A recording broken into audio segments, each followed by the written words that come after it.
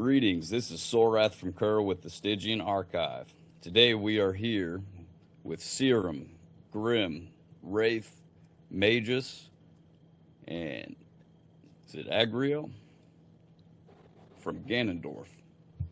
So Ganondorf is a symphonic black metal band formed in 2008 in San Diego, California. They have recently prevailed against strong competition to become the Wacken Metal Battle USA champions of 2026 and will be heading to Wacken Open Air for the international competition. That's pretty exciting, guys. How are you doing today? Fantastic. How are you? Doing well, doing well. Oh, yeah. So tell me, guys, when did your musical interest begin?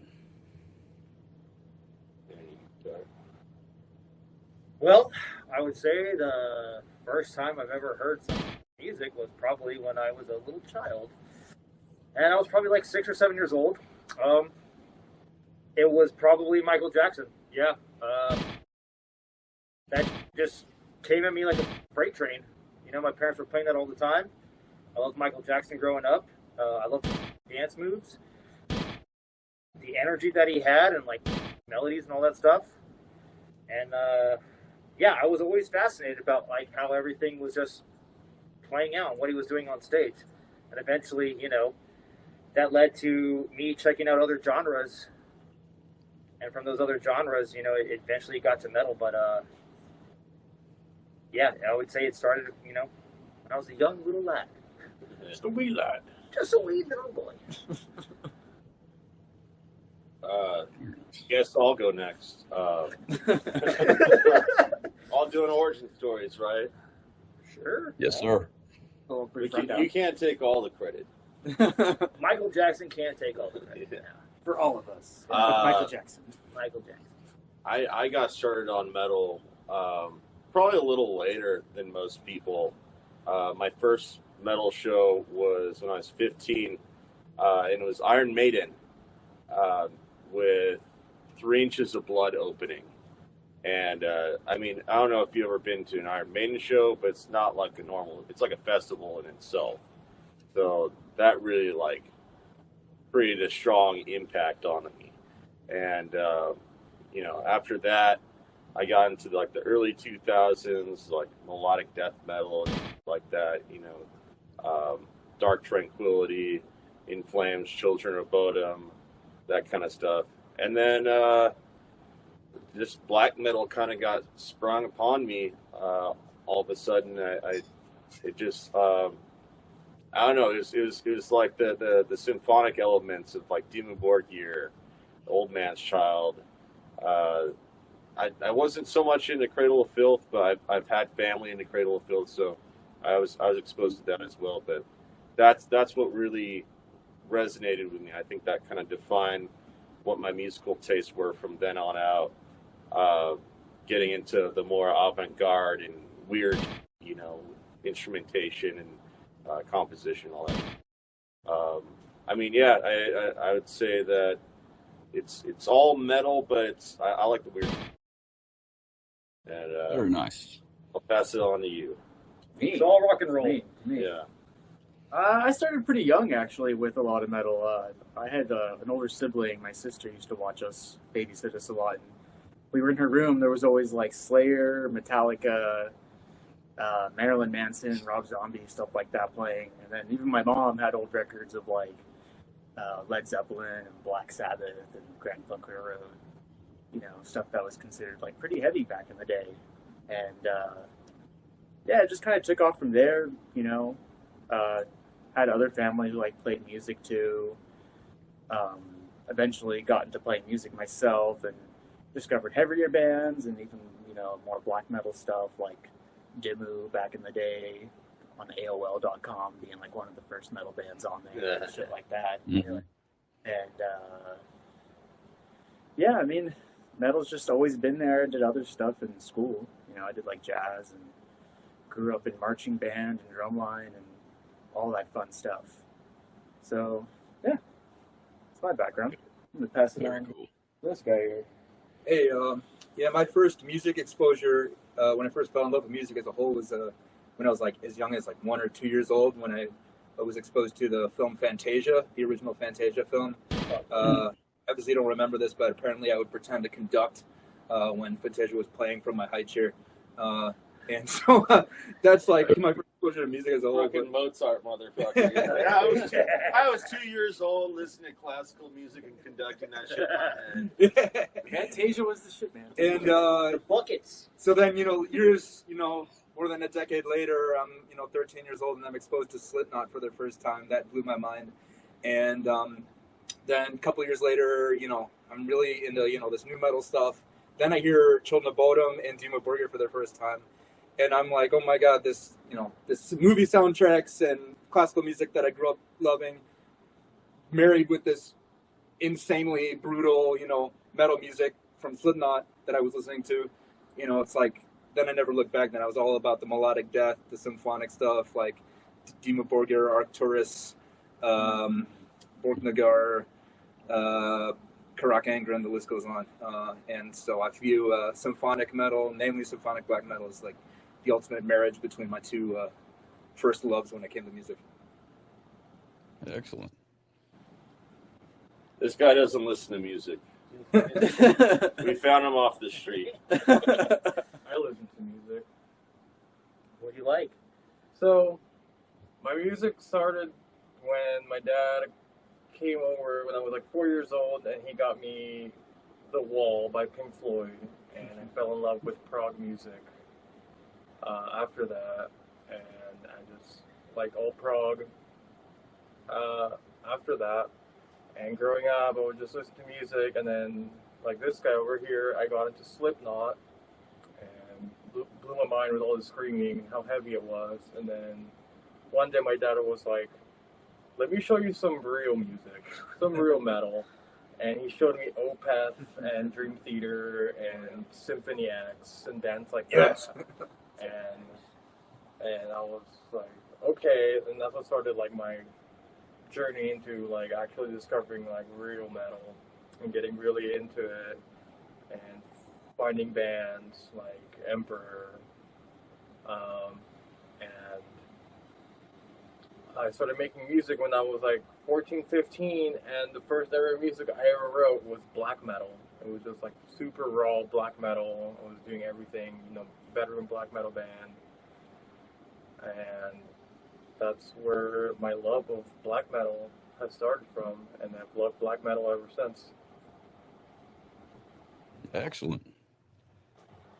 It's pretty good to have such a diverse background and musical interest, because then it's going to help you guys create your unique sound as you have.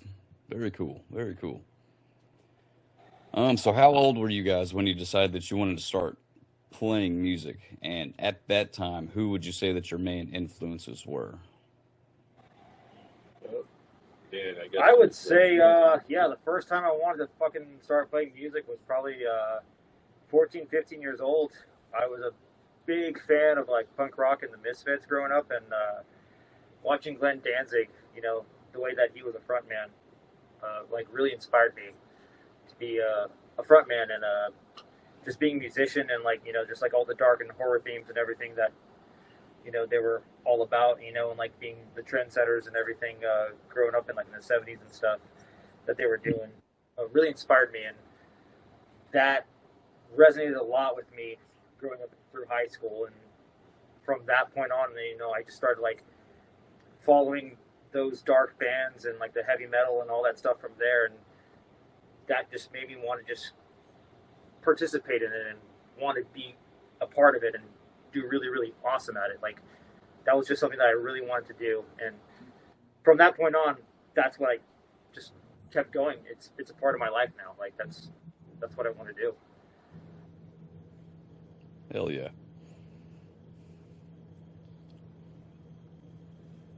Did we all answer? How about you guys? We're going in that same order? Anyone can answer. It's up to you. I guess we'll go in the same order. Like I started playing guitar when I was 14 years old. My best friend at that time, Chris, he was like a big Jimi Hendrix style like guitarist. So like the first stuff that I learned was like like Ozzy Osbourne and Jimi Hendrix and like even like Black Label Society and stuff like really basic kind of bluesy stuff.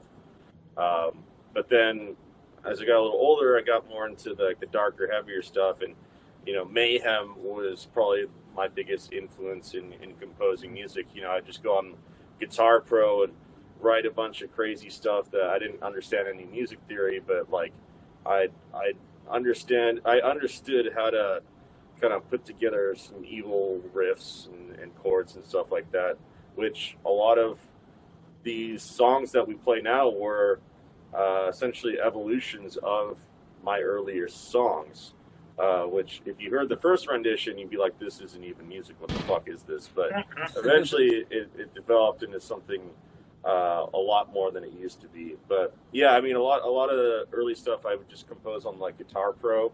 I would do the guitar, the bass, the drums. I had no idea how to do drums at all. It was just like random fucking chaos.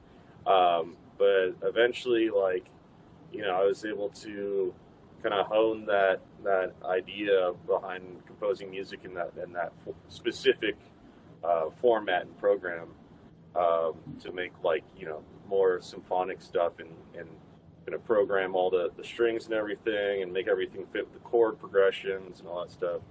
But yeah, I mean, it was honestly this guy that brought me into being in a band in the first place. It was actually, it was through our bassist at that time, who was mutual friend. Me and him didn't know each other. We were a mutual friend with the bassist, and he's like, "Hey, you want to join a band? It's going to be called Gannondorf." I'm like, "That's fucking awesome! Yeah, hell yeah, count me in." And then, we all did like the video game influence shit, and now we're here. Excellent. The question is just like how we got into music, right? The guy who's playing. What influenced you to start playing music, and who was your main influence or influences during that time? Like, who made you want to pick up an instrument or learn to play music? I'd have to say, like, seeing family, growing up, seeing them play, realizing, like, hey, like, that looks like a lot of fun. And I remember just, like, starting, like, from that young age, and then eventually getting to, like, where I was getting ready for middle school and stuff like that, just being like, yeah, I'm gonna try doing something with this, and then, picking up sticks for the first time, and then eventually, like, joining band in middle school, starting bands like in high school with friends and stuff like that while doing band in school. Like, met this guy actually originally when we were he was like 13, I was like 14. We met like on Craigslist originally, and we've literally just been friends and jamming since, and it leads to like just like this crazy culmination of things, where it's like fun be like having like old friends like that jamming with you, and having like newer friends too, like even like these guys, like we've known in the scene for like so long. And yeah, man, cool having friends who play music with you. Probably the luckiest Craigslist pull that you could have got. Dude, yeah. That's very cool. For me, like my dad actually he plays trombone, and funny story is the dude who wrote Eye of the Tiger, like the guy in Survivor, has a side band called Ides of March, and my dad like would sometimes like play trombone, session trombone, at live shows with that guy, and so I was like exposed to the world that when I was like 6 years old or so, and I was like, holy shit, playing live is awesome. And then once I get into my, I guess you could call it metal phase at like 15, 16, when I start teaching myself Children of Bodom songs and Dimmu Borgir songs, I look at Yanni on stage. He's the Children of Bodom keyboardist. Mustis, the Dimmu Borgir keyboardist. I see those guys playing. Jordan Rudess from Dream Theater. The dude from Symphony X, Michael Pinella. I'd say those guys are huge, metal keyboard influences for me. And then apart from that, like a lot of soundtracks. When I heard the Super Mario 64 underwater theme for the first time, I was blown away. Yeah, it's probably still to this day my favorite video game soundtrack piece. electric piano, ambient electric piano there. Metal cat. So yeah, it's just, just a combination of seeing family members play live, video game influences, and seeing my metal keyboard heroes live. Yeah. Hell yeah. What about you, Mikkel? I mean, not Agri. Mikkel. Cut that part out.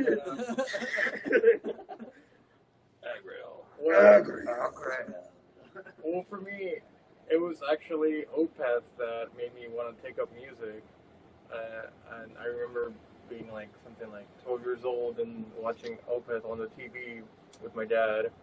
And I was like, I want to be like just like Michael Ockerfeld when I grew up. And he was like, well, you got to work really hard and go to school, because I hated school, and he was trying to encourage me to do that. But yeah, he got me into guitar lessons after that, and I busted my ass practicing so much guitar over the next couple of years, just trying to be the best guitarist I could be. And then I got into bass and started learning music theory, and I was just trying to be just like my guitar idols, like Michael Ockerfeld, and actually my biggest guitar idol right now is, for the longest time, has been Tosin the Bossy. That's my idol. Even though I am the bass player, but I play bass and guitar just as equally. He plays crazy guitar. He plays like flamenco and sings over it. Hell yeah. Yeah, I am also classically trained. I did the classical guitar in school when I went to college. So there's that. So I do have all the finger skills. Ladies love it.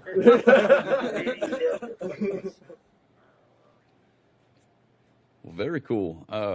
Yeah, you guys, it's very obvious that you all have put in the work to hone in your instruments. Listening to your all's album, it's very obvious. You guys have definitely put in the work for it. Thank you. Thank you. So as far as your earliest influences, do you still hold them all in the same regard? Are there any musical influences that you have found yourself to have grown away from, or any that you've grown closer to? That is a good question. Well, I would say, I grew up on a lot of punk rock being in San Diego. I went to Soma, San Diego, which is a very popular musical venue here. They had like Blink-182, Unwritten Law, a lot of punk rock bands that came through here, and that's what I grew up on. And a lot of it got kind of, I guess you would say, more political and stuff. So like, I'm not really too tied down with that scene anymore, but the energy that was being put out from that era still resonates with me, because I love the community and I love the energy that's still being present, especially here in San Diego with all of that. And I still keep that dear to my heart, and I still love the do-it-yourself attitude for a lot of the community and a lot of San Diego for that. And that has like bled into the metal community here too. But yeah, like that's still a very big part of my life right now in that music sense. Awesome. Yeah. For me, I to be honest, like a lot of the stuff being released nowadays is really cool, and like where the black metal sound and scene is going, I really like how it's kind of expanding into a more refined sound. But the early 2000s stuff for me just still hits the hardest. Like I feel like the stuff I was listening to in high school just locked into my subconscious, and that's the stuff that really still resonates with me. I mean, I don't know, it's like there's some weird balance between the grittiness and heaviness, and like it still sounds a little bit DIY, but also people were just getting into better, punchier, cleaner production. yeah, I mean, I just feel like around 2006, that's when black and death metal peaked in its sound.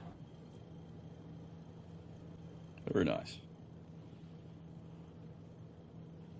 I mean, I still listen to a lot of the music that I grew up with. There's no turning that stuff away. I certainly don't listen to it as much as I used to. There's so much more I've discovered over the years. I mean, I'm always going to hold a lot of those older bands in my heart. For example, I grew up with Metallica, but I don't go like listening to Metallica as much as I do other stuff that I listen to now. Bands we even mentioned, Opeth and Animals as Leaders and stuff like that. Your taste kind of evolves. Usually, if I'm in my car, even like sometimes I'll just have the jazz station on, like straight up. They play the wackiest shit sometimes. Right on. For me, like when I'm trying to write my own or our own, when I'm trying to write metal, I usually look for influences outside of the metal genre. Like, I look at like France. There's this new genre that I think is really cool called artcore, Artcore. It's like this genre of D&B, drum and bass, but it has like crazy shredding classical piano. It's this really big genre in Japan. But point being, just a lot of, I just look for weird, niche genres and think like, what can I pull from that and incorporate into the metal music that I'm working on or we're working on. Stuff like that, weird like atonal stuff like Arnold Schoenberg, like the 12-tone technique, stuff like that.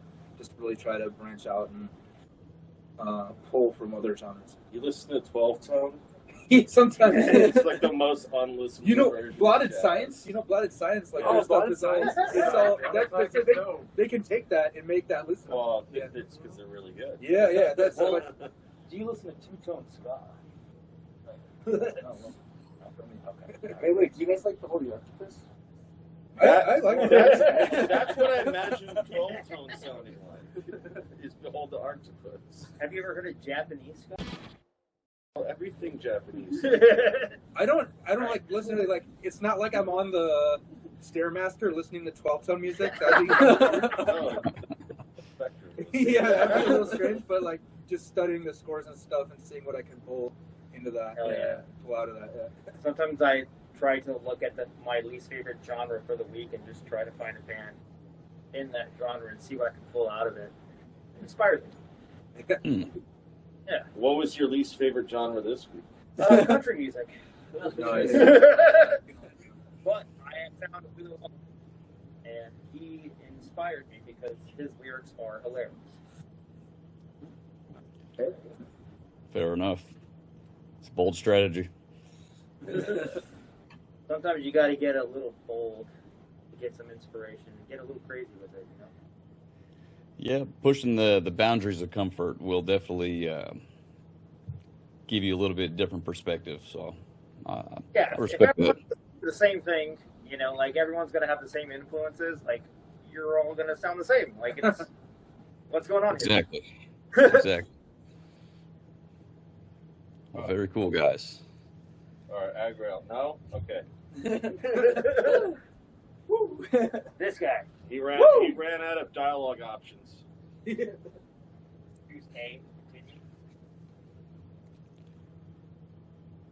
All right. All right, so you guys briefly touched on starting up Gannondorf. So going back to the creation of the band, what were some of the main goals? Like, did you have anything solid in mind, or were you kind of just feeling it out? Like, why was Ganondorf from Legend of Zelda a big part of this? We can't mention Legend of Zelda, or else we'll get copyright infringement. I get sued on that question. Yeah. For legal reasons, that was a joke. We'll call it. I don't know what you're Call it talking Legend about. of Ganon. I don't know what you're talking about, man. No. Yeah, I've never heard of that either. Heard of I haven't Nintendo. played that game before. Honestly, it's very ironic where we're at right now because Ganondorf started out as a very studio focused band. It was just me and Serum here in a trailer on GarageBand, doing covers, like a black metal cover of the Garuda Valley theme song, and Thriller from Michael Jackson. And Still find it on YouTube. well, yeah. Those original demo recordings from 2008. It was like, can we take these kind of video game melodies and motifs and turn it into avant-garde, experimental, psychedelic black metal? I mean, we were just like basically getting all sorts of up in a trailer and trying to find out what is the craziest sounding thing that we can come up with. I mean, at first it was pretty straightforward. Like, we did covers, we did Death Crush, we did Journey to the End from Windeer. Yeah. We even had a Winter Sun cover, wasn't it? Goblin's Dance. That's Insecure. Yeah. Oh yeah. Insecure. Yeah. Sorry. Same guy though. Same guy. But yeah, I mean, it was like we kind of wanted to be like the, you know, like how Summoning is like a two-man black metal band project that is just kind of more studio focused, and then just over the years, you know, we found people who were really good musicians, all these guys, and we're like, let's make it a live band. Like, let's see if other people want to actually see all this stuff live and not just listen to it on torrent sites, you know? Yeah. So, I mean, we had like 2 demos out in the beginning in 2008 and 2010, right? Or was it 2009?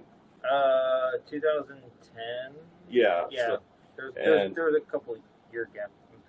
and some of the songs that we play live now were on the first demo. The first 2 demos. Yeah, the first. Well, there's Din. And Born to Spirit Temple was on the second one. Yeah, Born to Spirit Temple. Around 2 times. And then Gates of Demise, which used to be called A Modest Proposal, based on Jonathan Swift. And yeah, we just wanted to make the craziest, weirdest sounding psychedelic avant-garde black metal with the very minimal amount of tools that we had, which was GarageBand and a trailer. Yeah, I mean, like, a lot of it, it kind of stemmed from, you know, there was a lot of bands that were just taking stuff from Lord of the Rings, and, you know, we were all just getting to talking and be like, why does everything have to be from Lord of the Rings? Why not from something else? Why not from a video game? So we're like, well, what's, like, the most badass sounding guy that we know about, that we grew up on, that's a big influence, and that was Gannondorf. So Koji Kondo. we went with that, and, like, the melodies in that game, like, you know, is very... You know, it's repetitive and it sticks to you, and like we want to create songs that, like, you know, they stick with you and you can take them wherever you go. You know, like, they create moments and passion and emotion, you know, for all sorts of different things. And like, there's so much power behind that name, and we stuck with it and we took that and we just kept going with it. That was awesome. Hell yeah. So tell me about your all's first live performance as Ganondorf. What was that like? Which one? No, Dan. Go to the very first one. All right. So the very first one, we played at this place, Ramona Main Stage. in Ramona Main Stage. And I want to say it's about, what, like 30 miles northeast of here? Roughly, in this old-ass movie theater. Kind of bumfuck nowhere. In the bumfuck of nowhere. But- For the San Diegans and people who live around here. But there was this promoter who, even though everyone hated him, and he did cover some bands, he brought in some of the best bands out there, and was always putting together great metal shows. So We did get to see Finn Troll in a dive bar. that, In like yeah. 2009, I would say. Yeah. Nice. But Yeah. we went through him. I don't know who was the band we were opening for. Was it like Pathology or? I think it was like Pathology, It was either a band of Pathology Orcs, and 2 other like It was local like bands. I remember opening for Revocation too, before they got really popular. Might have been a different show, but But yeah. it all blends together. Yeah. Oh, we were supposed to be on that 1349 show. Remember That's that? right. We still have a poster of a show that we never made it to. They advertised it and they used a completely different logo for some reason. It's funny, Okay. but yeah.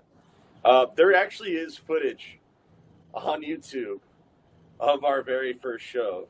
You can see us when we're barely hitting 20. Yeah. it was amazing. We actually, had a bunch of our friends there in mosh pits and stuff, and there's something very special about your very first show when you're in your early 20s and stuff. And then the after party was, we went to our Swedish friend's house and drank a bunch of absinthe, and it turned into an insane party. Yeah. I saw people throw up on walls. I got my dick sucked, dude. Like, it was a good time. Yeah. Well, that sounds like a pretty good first show then. Hell Especially yeah, the dude. after party. Yeah. Well, excellent. So it's my understanding that there was a period of time that you guys performed under the name Gravespell before changing the name back to Gannondorf. What was the motivator behind this? Was it change of direction, or kind of what you hinted on earlier? Oh, I think this guy knows the most about it. Yeah. He's So very in touch with Gravespell. I am. Gravespell was our attempt to take ourselves too seriously. We thought we were at a certain point where the lineup that we had wasn't as down with the nerdy stuff as this lineup is. They didn't want to be too weird. Yeah, so we were like, well, I don't know, having a band name based off a Legend of Zelda character, that's kind of corny. Let's make up our own name. And so we decided to, say like, hey, let's just try and make it completely original. And we threw a bunch of ideas together as far as band name. It was normally like a 2-word name, and then we landed on Gravespell because it sounded cool, and also there was no other band called that. And if you Googled it, there's nothing else. So we're like, okay, so like this is novel. It's a unique name. Somehow we landed on coming up with a unique name in all the metal bands that have taken every single name there is. I mean, there's other Gannondorfs out there too. Yeah, Italy, I think, right? Yeah, but we have a hard end in ours. Yeah, We have an extra. very hard end. Very hard end. And then we kind of drifted more into like the progressive death metal realm, like Obscura, Beyond Creation, stuff like that, which really changed our sound. And it went on for a while. We went on 2 tours, one with Embryonic Devourment, one with Claustrophobia, and then right around COVID was like kind of everyone's motivation just like their spirit kind of got it dwindled. Things started to stagnate. So that's when we kind of disbanded or dissolved. Whatever you want to call it then. So around like 2020 is when Gravespell was no more, which ironically, or not ironically, but fortunately, was when me and this guy were like, hey, let's like get back in the studio and do some stuff. Started out as an idea for a different project, Corporate Takeover, which is like a death metal band based off of extreme capital corporatism, where we wear suits and sing about, human rights violations and stuff like that. Stocks and bonds. Stocks and bonds. Stocks and bondage. Stocks and bondage. We made a song called Advertise Your Suicide. And then we thought, you know what? Let's revisit some of the old Gannondorf songs that never got like showcased in good production. So that kind of got the ball rolling, where it turned from like a studio thing of just kind of reviving old music and being nostalgic to actually putting out an album, getting it mixed and mastered, having it sound like the way that we wanted to. And then we're like, should we do this live? Yeah, I mean, I live with a drummer, and we have a bassist. We have another guitarist living beneath us, in the floor beneath us, and then this guy joined just recently. He was looking for a band to join when he moved back from Chicago. But yeah, I mean, honestly, it like with the whole live thing, we kind of hit the ground running really fast because it was not something that we really expected. We thought we were going to be a studio band. You know, so it's crazy seeing us where we are right now. It's quite the journey. Yeah, it's definitely been quite something to try to pull off some of these songs too. There's some parts in there that are just, you know, pretty far out there, pretty avant, and as a drummer, you know, pretty fast too. So yeah, he tries to play stuff that I wrote in Guitar Pro, which is like what any other drummer that I've been with is like, what you wrote, I'm doing what I want. And then somehow this guy managed to play like 90% of a song that was written by a guitarist writing in Guitar Pro. So you can just imagine how disjointed and crazy and chaotic that sounds. But he made it work. I changed some stuff, obviously. You know, Yeah. I put my own touch on it, and I make it flow a little bit more organically. But there are definitely some key moments there that are like pre-written that it's like, yeah, I'm going to keep that as like close to what it sounds like there as possible. But then there are times where it's like, I don't have 8 limbs, you know? Yeah. Yeah. It definitely takes a high athletic level of skill to play some of the things that us guitarists program on drums. Yes. So kudos. Yes. It's a workout. For sure. Yes, absolutely. So how would you all describe your experience in writing the songs to release the album, The Nightmare Institutions? What was it like putting this together? Great album, by the way. It sounds amazing. Thank you. I'll leave it to you again.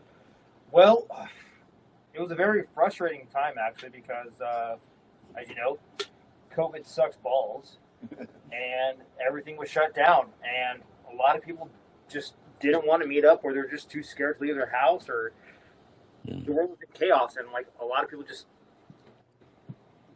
didn't, like, a lot of the world just didn't make sense for a lot of people, you know, but myself and the guitarist, Wraith, you know, it was the perfect situation to channel all of that energy and frustration into the Nightmare Institution, because that's what we felt like we were living in.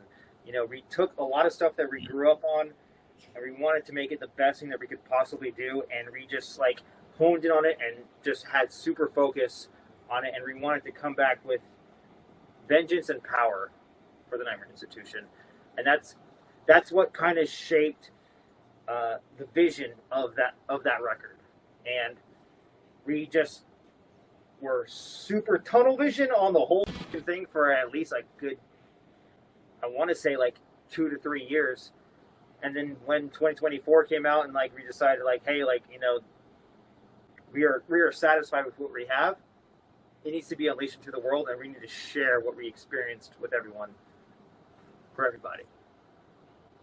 Yeah, it was like it felt super grindy, like not in a bad way though. It felt like we were able to progress very steadily. I wouldn't say super fast, but like it was nearly day to day recording, tweaking songs, rewriting the lyrics.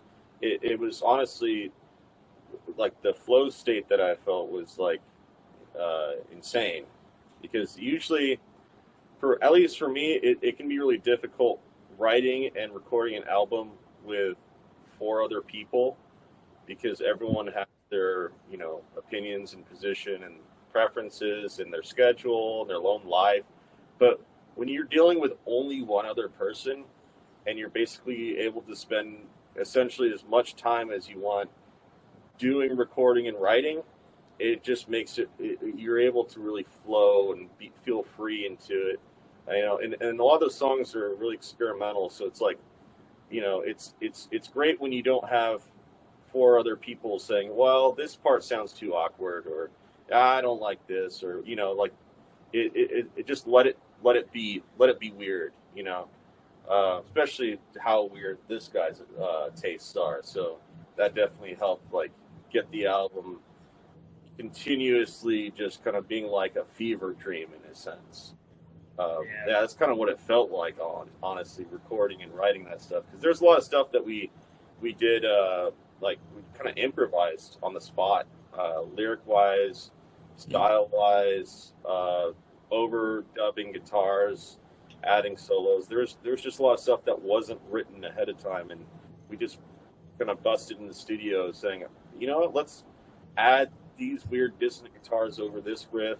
Let's overdub these vocals with a weird ghost voice, high-pitched Tim Burton bullshit, you know.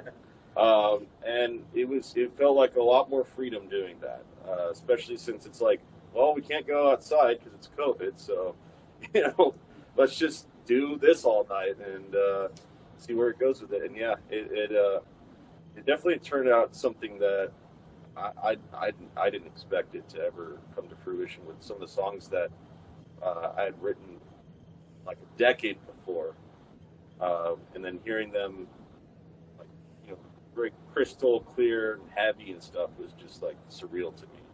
And that's you know, kind of the theme of the album is being surreal. It's supposed to be like different.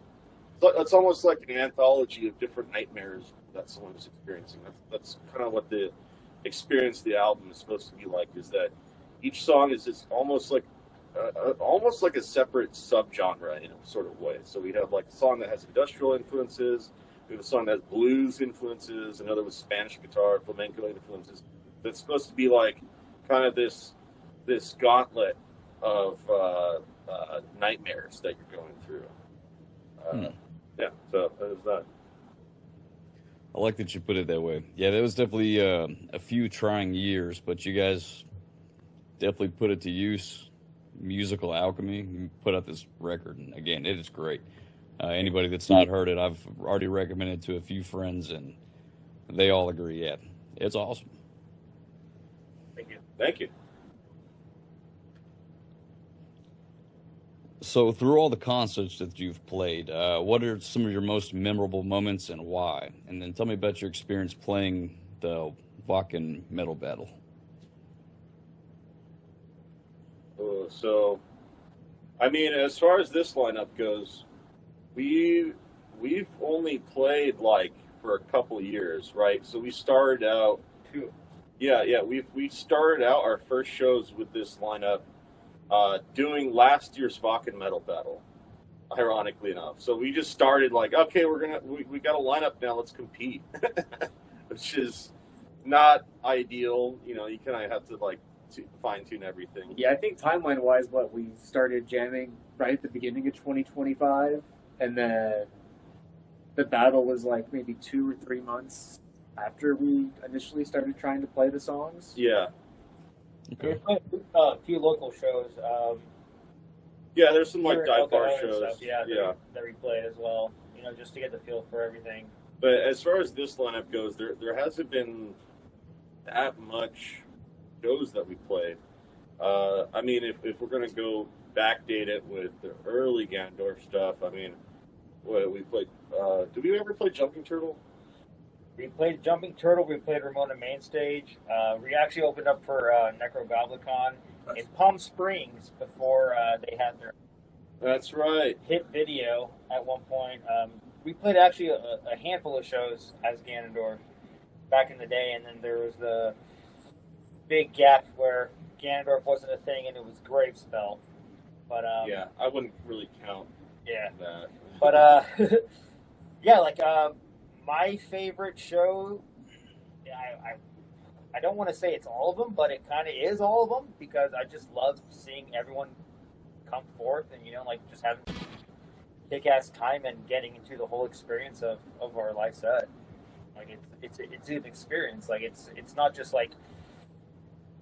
like straightforward, just showing everyone like how kick-ass of musicians everyone is. It's like putting them into the atmosphere and the experience of what Ganondorf is and like the realm that we're gonna put everyone in for that night. That's what I want to do. That's what I love about it. I mean, as far as like cool live shows, I think our last one was probably our best because you see there's a live stream of it on Twitch, and there's people getting into fights. Yeah, while we're fighting playing. each other. I'm like, this is amazing. Yeah, we're inducing violence that we didn't even ask for, and then there's like people getting on each other's shoulders and moshing and stuff like that, and then got a big chant at the end of the night. I'm like, I'm really, really glad they filmed this one. Yeah, even after the sound issues in the beginning. Yeah, there was little sound issues, but you know. that happens. Yeah. Well, that sounds like quite the night then.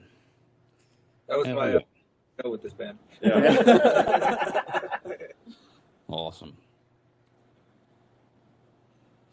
So what are some bands that you guys are listening to these days? Are there any modern bands that you find really impressive?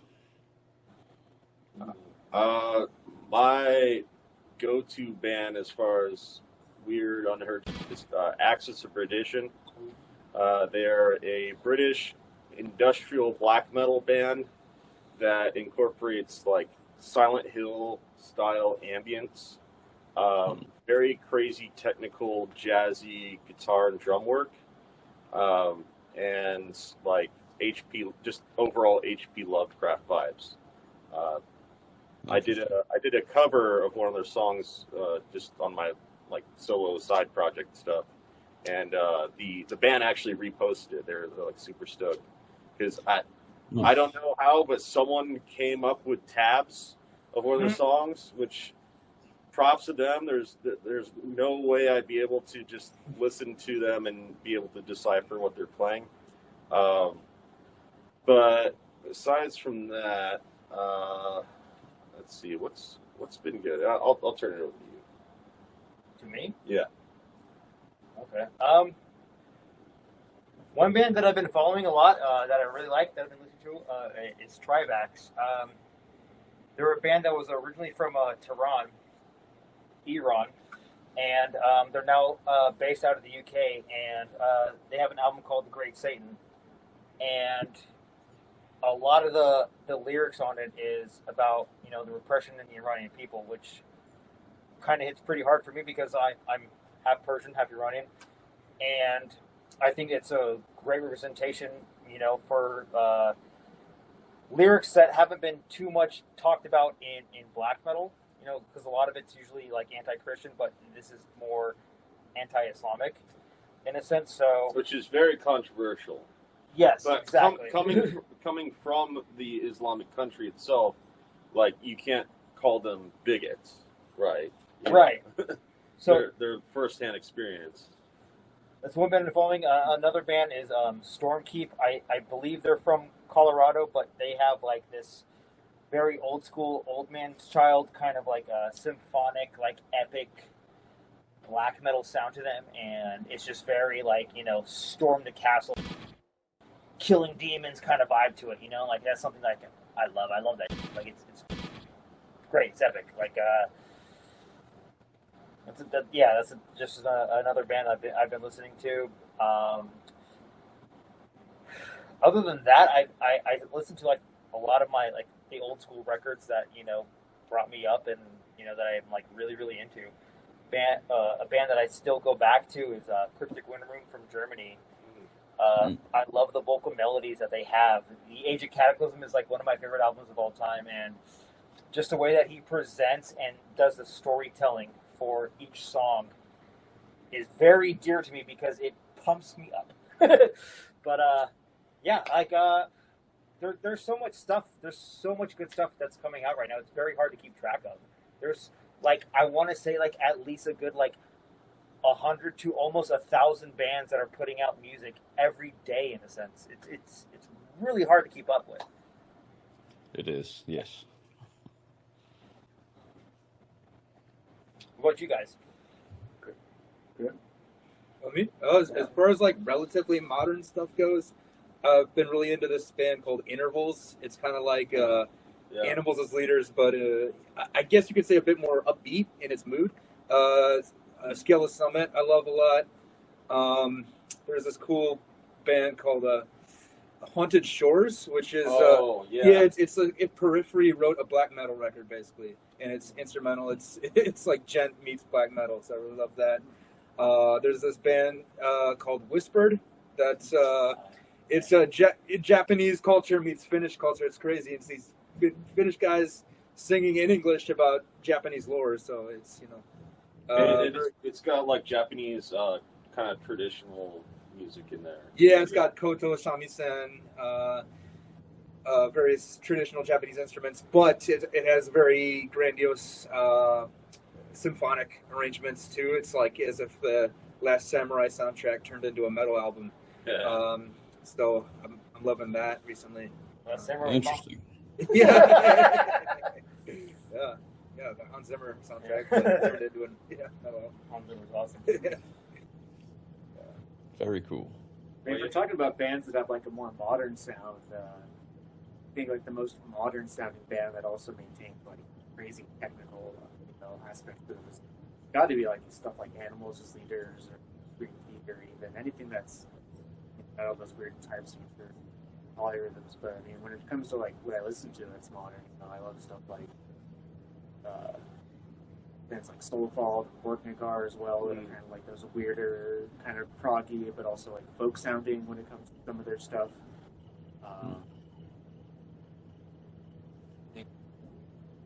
Even like a few like what's that one band? You're gonna have to. What's that one? More words.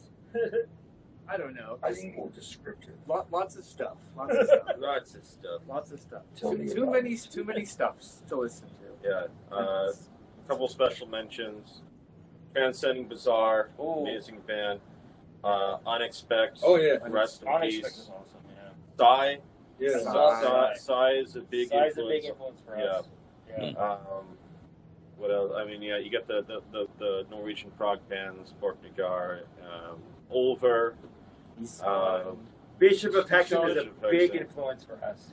I In love Bishop of Hexen. I would say that the biggest non-metal thing that like really I got into was Boards of Canada, which is a psychedelic ambient duo, kind of like Aphex Twin from Scotland. They just put an album out called Inferno, which is about cults, and it's like super sick. It's one of their songs actually got featured in the Backrooms movie, and during the end credits.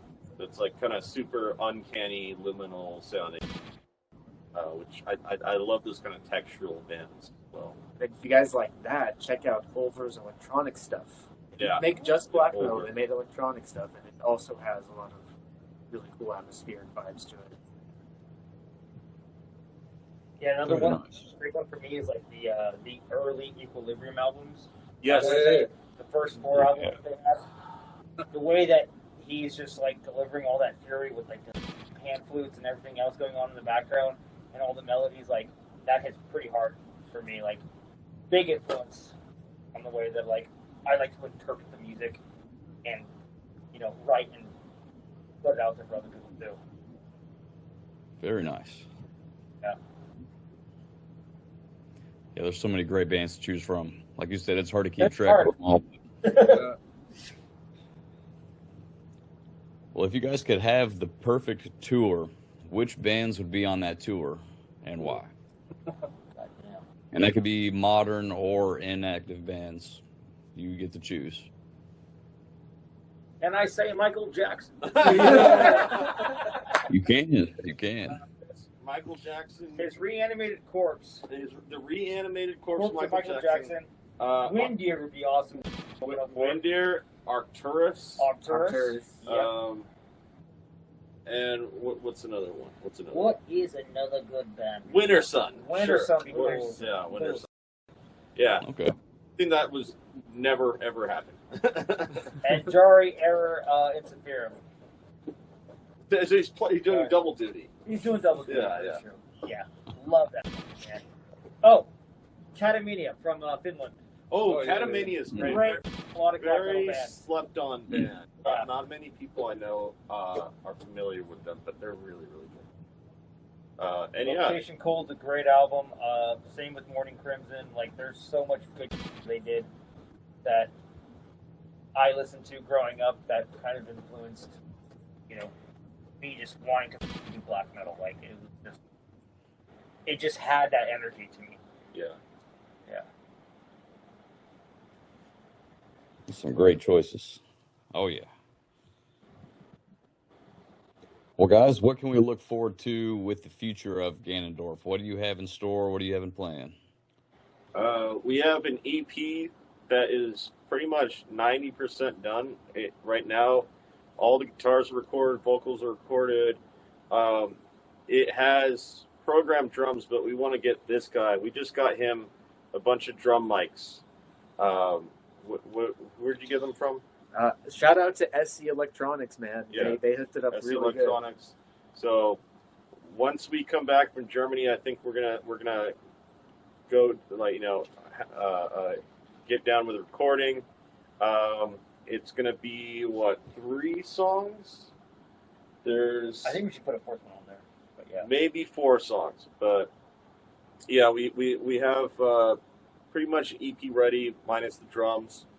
It's gonna be really cool. It's gonna have still a lot of video game influence, electronic influence. Very experimental. Yeah, if you like Igor, that band Igor, we got a song that's very much influenced by that. If you like Final Fantasy and Chrono Trigger, you're gonna love this EP. And then after that, we're gonna just really start writing new songs with a lot of help from this guy, because he's the composer. Well, as far as symphonic stuff, we've already put together one song between me and him. It's very what is it, Clive Barker? It sounds like a Hellraiser soundtrack. Yeah, it sounds like a Hellraiser soundtrack. Yeah, it's going to be very horror-esque. It's going to be a lot of storytelling. It's going to be a lot of build-up and a lot of release. So it's definitely going to get the crowd going. It's going to definitely be in your face when the moment comes. It's going to be some really cool shit. Yeah. Excellent. They're going to love it. Oh, I have no doubt. That sounds awesome. I'll just do blast beats. That's all I'm Yeah. here for. As long as it's blast beat, people will love it, right? Yeah. That is a plus. Lots of screams. Screams, blast beats, tremolo picking, and tapping on the bass. It'll make you feel like you're falling off the castle walls, falling into a pit of lava, and you're about to die, and your bones are just going to disintegrate into a pit of death. And then you respawn. Yeah, you respond. If You have enough lives left. And that's the next song. Yeah. That sounds epic, guys. Get out of the way. Get out of the frame, cat. Cat agrees. It's going to be epic. Well, guys, this has been a pleasure. It's great to meet you all. Like I said, Nightmare Institution's a great album. I'm going to keep spreading that out, getting people to listen to it. I wish you all the best of luck at Wacken. Thank So you. it'll be the international competition at this stage, right? Yes, sir. And you can watch our set on the live stream. Wacken live streams pretty much everything.